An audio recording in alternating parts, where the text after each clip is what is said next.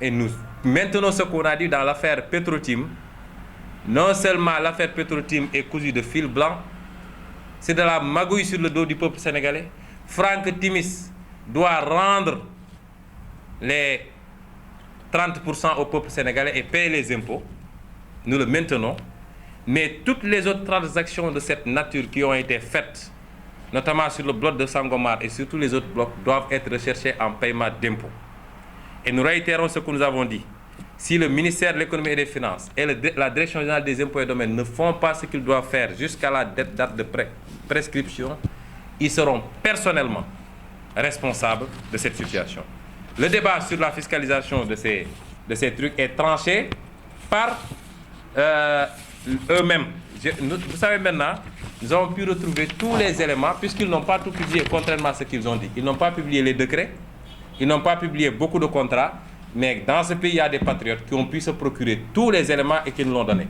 Aujourd'hui, sur les 8 blocs qui ont été attribués à Rex Atlantic, Petro-Tim, Hunt Oil, Africa Petroleum, AZ Petroleum, Blackstar, Capricorn, Conoco, Edison et Phare, nous avons tous les contrats, nous avons tous les décrets et nous allons même produire un ouvrage sur la question du pétrole sénégalais dans les jours à venir. Mais si vous regardez l'accord, le contrat d'association du 11 juillet 2012 entre Petro-Tim et le Sénégal, le problème de la fiscalité est réglé par l'article 14. Il dit « Tous les droits d'enregistrement, frais et taxes afférents à la cession ou au transfert d'un pourcentage de participation seront, dans le cas d'une cession ou transfert entre les parties, l'obligation exclusive du cessionnaire et dans le cas d'une cession ou transfert à un tiers, l'obligation exclusive de la partie cédante, sauf si la partie cédante et le cessionnaire en décident autrement. » Eux-mêmes ont dit que c'est fiscalisable et ils n'ont pas produit ces éléments-là. Nous avons pu nous les procurer autrement pour vous dire combien ils sont nébuleux dans la gestion du pétrole. Tout ce qu'ils font est nébuleux. Ils racontent des histoires au peuple sénégalais. Tout ce qu'ils disent est nébuleux sur le pétrole et sur les mines. Alors, l'autre contre-vérité, c'est sur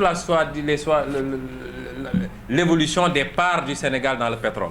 Déjà, le ministre des Mines ou l'ancien ministre des Mines, Aly Ngouille Ndiaye, qui lui est trempé jusqu'au cou dans tout ce qui s'est passé parce que c'est lui qui préparait les rapports de présentation et c'est lui qui signait les contrats, sans que les entreprises ne remplissent les conditions. Petro-Tim ne remplissait aucune condition, elle n'avait aucune référence, elle n'avait pas les garanties, elle n'avait pas l'engagement d'investir et pourtant ils lui ont donné le pétrole. Et ce ministère, je l'ai entendu dire qu'à terme, le Sénégal peut avoir jusqu'à plus de 50% du pétrole. Sénégalais, vos gouvernants vous racontent des contre-vérités. Le Sénégal, selon ces contrats-là, n'aura jamais 50% du pétrole. Vous savez ce qui se passe? En phase de recherche, ils signent un contrat, après validé par un décret.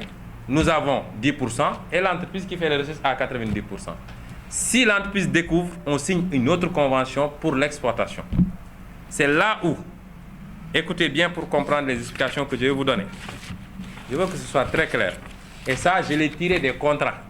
Notamment, j'ai pris celui de Rex Oil. Qu'est-ce que le contrat de Rex Oil nous dit? Il nous dit, en phase d'exploitation, en cas de découverte commerciale, rappelons qu'au début, l'État avait 10% par Petrosen et l'entreprise qui fait les recherches avait 90%. On dit, en cas de recherche, en cas de découverte de pétrole commercialement exploitable, on dit 65% du pétrole qui sera exploité appartient directement à l'entreprise au titre du remboursement des frais qu'il avait engagés. Écoutez bien ce que je vous dis. 65% n'appartient pas déjà au Sénégal. Ça appartient à l'entreprise. Il vous reste combien? 35%. On vous dit que dans ces 35%-là, qui restent, l'État du Sénégal, pour les 35% qui restent, l'État du Sénégal peut avoir entre 36 et 58% des 35% et pas des 100%. Et ou alors 35 et 60% selon qu'il s'agit de gaz ou de pétrole. 35%, 40% de 35%, c'est 14%. 14%, vous l'ajoutez aux 10%, ça vous fait combien? 24%. Où sont les 50% dont on parle? Il n'y a pas de 50%.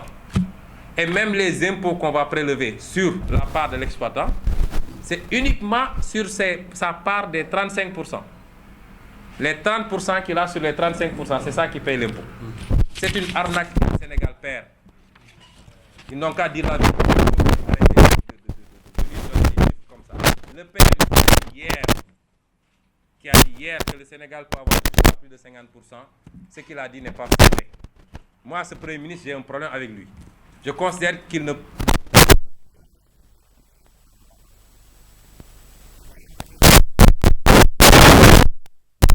disait que dans la session entre Petro-Tim et Timis, il n'y a pas eu un franc.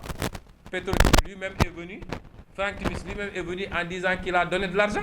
Il a donné 10 millions de dollars. Comment on peut appeler ça quand un Premier ministre donne des informations qui ne sont pas fondées? Je crois qu'il n'a plus de légitimité pour continuer. Je peux comprendre dans un gouvernement qu'on dise que c'est le Premier ministre qui va être jouer les fusibles. Mais quand même jusqu'où? Même les fusibles, ils se grillent. Hein? Donc, nous considérons, nous, avoir un sérieux problème avec ce Premier ministre-là qui donne des informations qui ne reflètent pas la réalité. Et hier, ils ont tout fait pour ne pas parler de l'affaire Petro-Tim et de toutes les magouilles qui vont avec. Et c'est extrêmement grave. Le peuple attendait cette réponse-là. Et quand j'ai vu un média titré « Le Premier ministre, sur le pétrole, le Premier ministre, court-circuite l'opposition », j'ai dit « Mais je ne comprends pas comment... Qu'est-ce que le président... Il n'a rien dit. Et son ministre n'a rien dit en plus. »